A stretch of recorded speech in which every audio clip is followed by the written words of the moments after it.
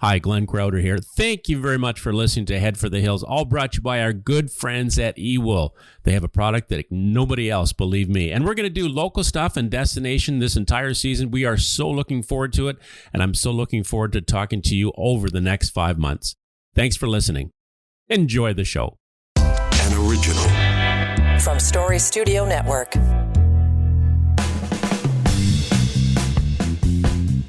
Well, he's original. Glenn Crouter here, Dave Trafford. It's Head for the Hills. Welcome in. It's our weekly effort to get you outdoors, as Mom would say. Blow the stink off you. There right? You go. I've heard that before. There you go. Yeah, well, you know, when I was a kid, we lived in Northern Ontario for a while, so there was no excuse. Snow and cold, yeah. It was just not, it wasn't an excuse not to be out there. We had the rink in the backyard.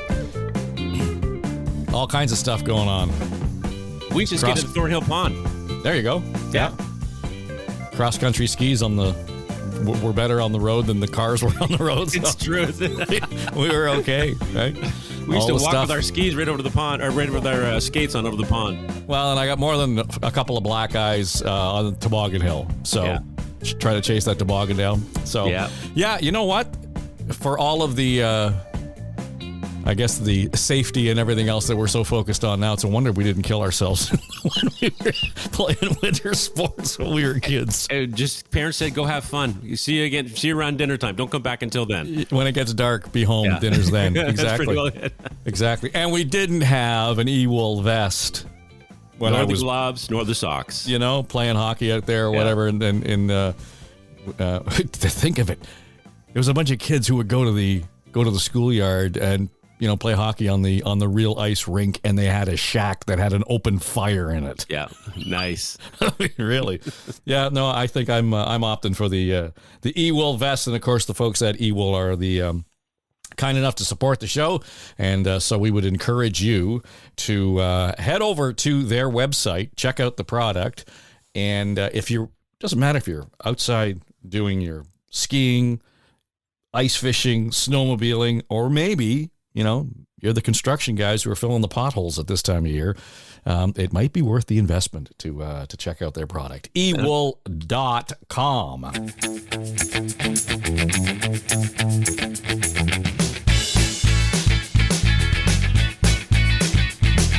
Well, a couple of weeks ago, we were talking about the Canadian downhill team and how well the Alpine team was developing.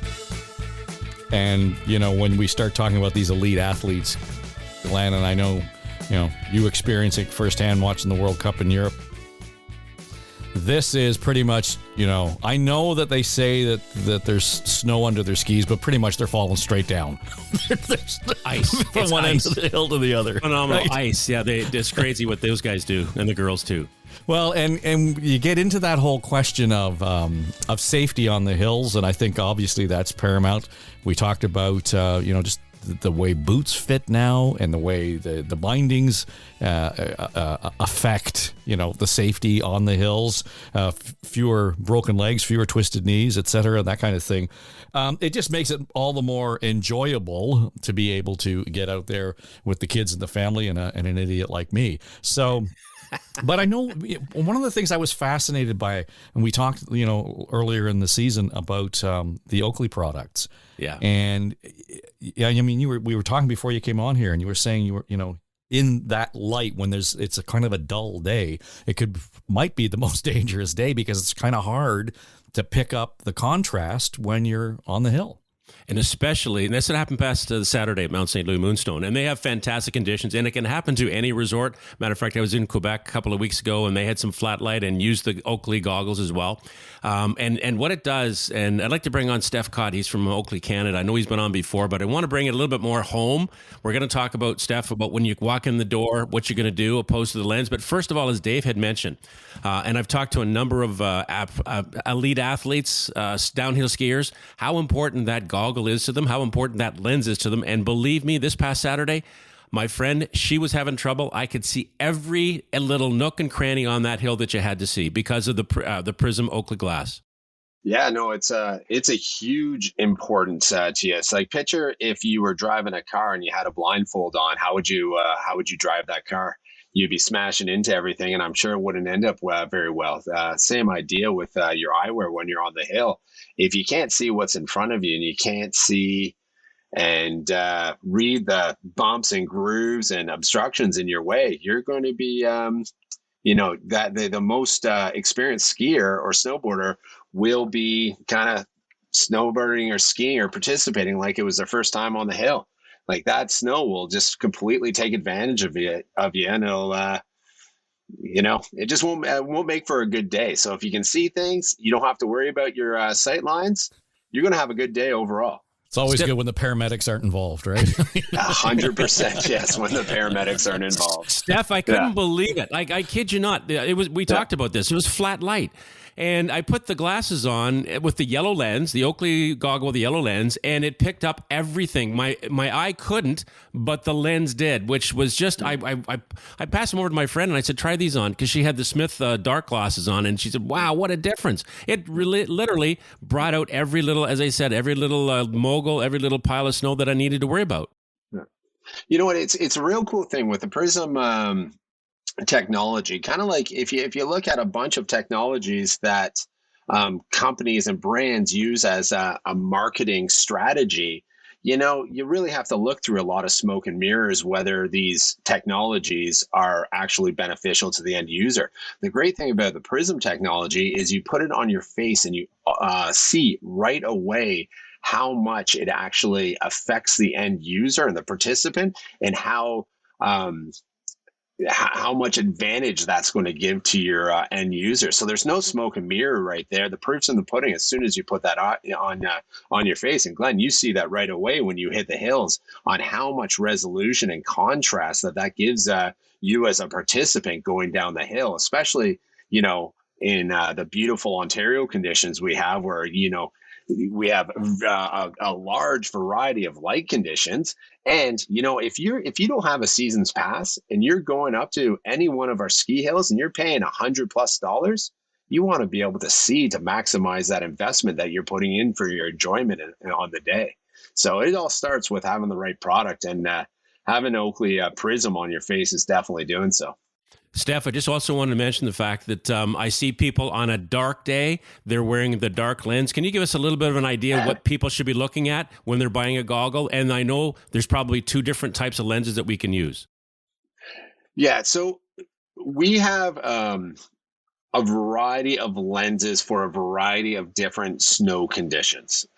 Overall, the PRIZM technology allows you to see the same level of clarity through a broad spectrum of light conditions. But we do start from a lower light condition lens like a PRIZM Persimmon or a PRIZM High Pink, which is like your darkest, like really dead light days, right up to your full sunny days, which is your PRIZM Black. Your PRIZM Black, it's not the most ideal for a low light situation. Realistically, if you're a more of a recreational rider and going out, a few times a year, let's call a recreational rider, 5 to 10 times a year, a PRIZM Torch, Sapphire, or Jade are pretty much all the same visuals as you're looking through the goggle. The only thing that changes with those is the color. So Jade is green, Sapphire is blue, Torch is red. And with those, if you have a red jacket, do you want a red goggle? If you have a blue jacket, do you want a blue goggle? So it just creates an aesthetic option for the consumer. But really, they're a very overall great lens for a variety of different light conditions. Then, once you know what kind of riding situation you're going to be in most often, then you look at the cosmetics of the goggle. Does this goggle fit well on your face? Do you like the look of the goggle with your helmet? And then you go through that. Most of the shops that we have Oakley in, they have extremely good, knowledgeable staff, and then they can walk the consumer through the product and let them know exactly what the best option is for the participant. Steph, I want to take it right back to the basics here. We talked about the lenses and things, but how about when somebody walks into a ski shop, into a golf shop, whatever they do, They see the Oakley Tower. What do they really need to look at? They've never bought glasses before or Oakleys. What's the first thing they need to think about? Well, let's go to glasses, because glasses can be extremely overwhelming, especially if you look at the variety of the SKU count that we have, and as well as the variety of lens types that we have. Ultimately, when you're looking at glasses, I'm a firm believer is you have to feel good, you have to look good. So let's look at a few things. Aesthetically, is that glass going to look good on you? Glenn, you're in the office yesterday trying on a bunch of glasses. There's glasses I told you to take off your face right away because they did not suit the geometry of your head first and foremost. So, you have to go when you're looking at glasses. What do you need those glasses for? Do you want them just for a fashion pair, just for walking down the street? Do you want them for playing golf specifically? Do you want them for cycling specifically? So once you have the general use of what you want to use those glasses for, then you break it down. Again, look at your face, and if they look good on you, because if you look good and feel good, you're going to participate better no matter what sport it is or what use you're using for right there. So. You know what drives me nuts is when I see some guy with a big pumpkin head wearing his kid's glasses and he thinks they look cool, those little wraparounds. And I'm going, man, they've got to not only hurt your face, but they're not right for you. And it's so important. There's nothing cooler than seeing somebody that actually can wear a pair of glasses and they look good in them. And of course, with the Oakley lens and everything else, they perform so well as which we wanted. And something that I believe in with Oakley, I've had a lot of glasses, and these are the ones that really fit properly, especially against your face without making the pressure against your face. Because you ski, you move all over the place. And I think that Oakley's really nailed that for sure.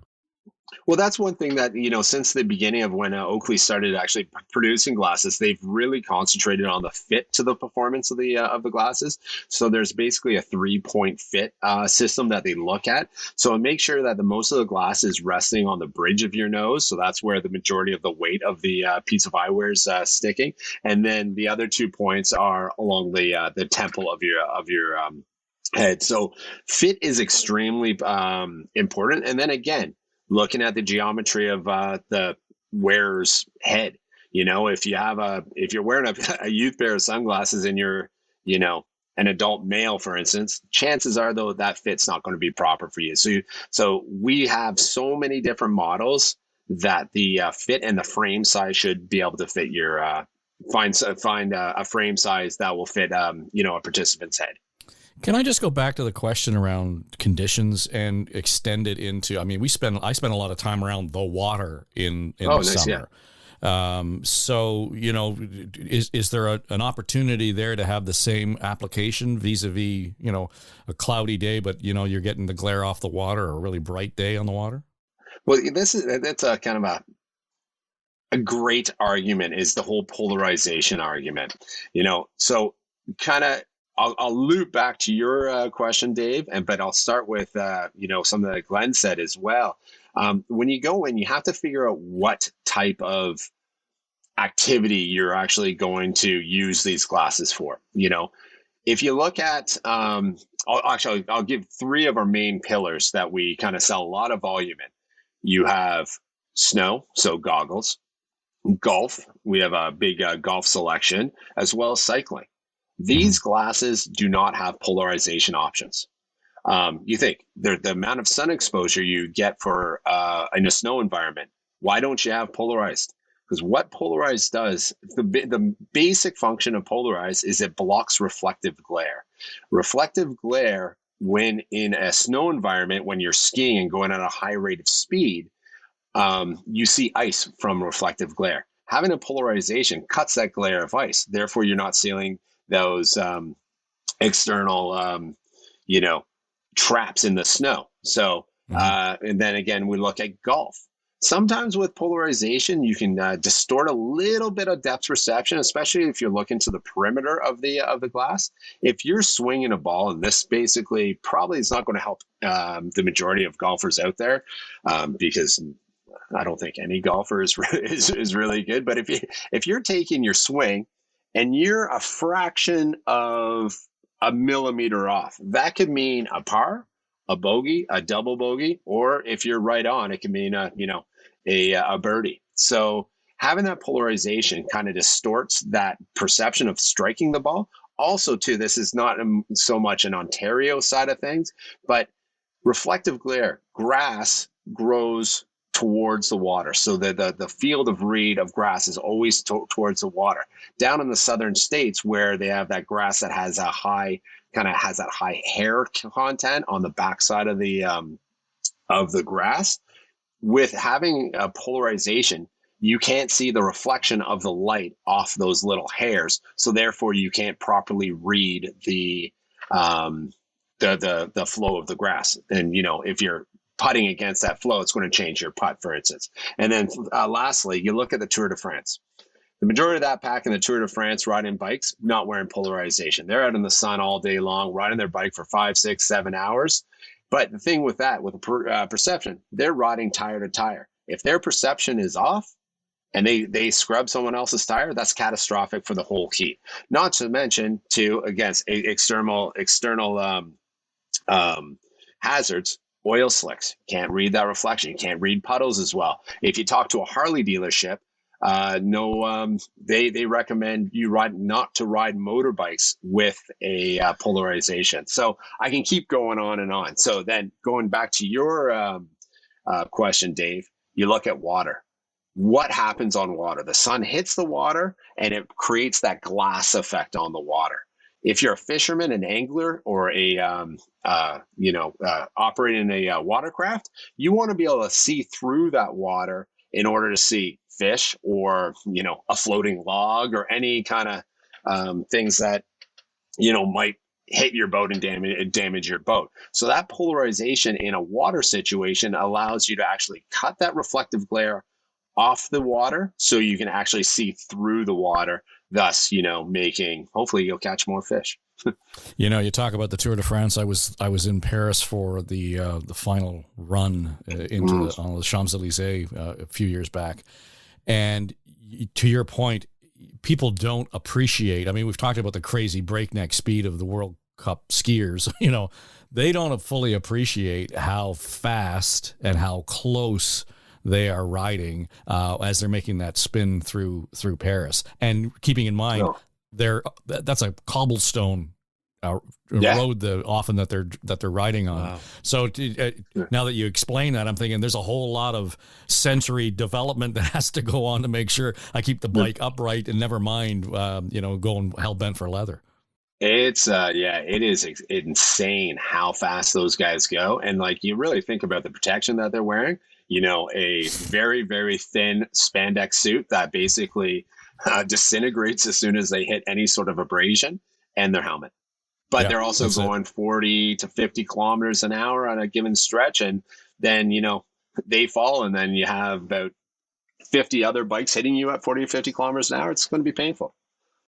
Unbelievable. At least. Really. Steph Cott from Oakley, Canada. Listen, thank you very much once again. That's really a lot of great information. I learned a lot about polarization today because I thought every glass had to have polarization. So you've really kind of settled that for me, and about the goggles as well. So all I can tell you is that it has changed my skiing life, the Oakley lens, the Oakley glasses, the Oakley goggles. So it's made a big difference for me, and I encourage anybody that's really not, you don't even have to be a really avid skier to do it, but anybody that enjoys outdoor activity, whether it be golf, skiing, or as you said, cycling, that Oakley is truly a product that you want to buy. Cool. Thanks, guys. Appreciate it. Thanks, Steph. Good to catch up. Yeah. Well, and I think just before you go, the last time you were on, you were telling us about the, one of the things I want to ask you about the PRIZM technology, just in terms of how it's evolving clearly, right? I'm assuming that this is always in an R&D mode where you are improving it. Yeah. So when did this really kind of take hold in terms of when you were able to say, okay, we've found lightning in a bottle here that we're going to be able to develop further? Geez. So when we first brought it to I'll say the civilian kind of market, I believe, I'm trying to kind of go back in my head, it was 5 or 6 years ago.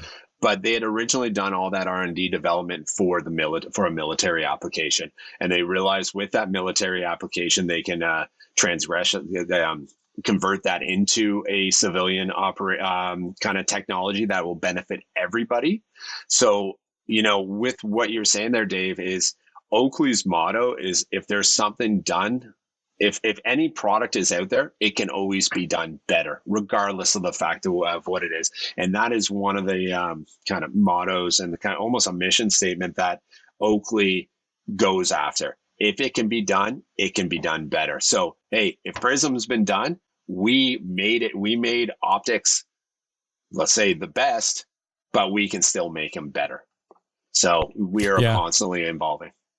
And I was just going to say, when it was first, made evident that this is the new technology, somebody said, this is the best it's ever been. But the idea that even over those last 4 or 5 years, it's improved. And you've talked, even since we talked last, about the improvements that are in the works and that are coming. So that to me is the fascinating part about all the innovation around the technology, right? Yeah, it's really interesting. Good of you to join us. Thanks, Steph. My pleasure. Anytime. Thanks a lot, Steph. Appreciate it. Yep. All right. Yeah, and you make sure got the goggles firmly in place. Oh, I kid you not, because you could afford to have me on the IL here, but we can't have you on the IL. So make sure that you're not on the injury list and everything's good. So stay safe out there. Thanks again, Steph. That was great, Dave. Thank you. My pleasure. Indeed. All right. See you. Here we go. Our technical producer and audio editor for Head for the Hills is Mike Trutler. Our production manager is Jamie Nickerson. Our executive producer is Aaron Trafford. And our sonic logo designer is Greg McDonald. I'm Dave Trafford. Thanks for listening. This is SSN.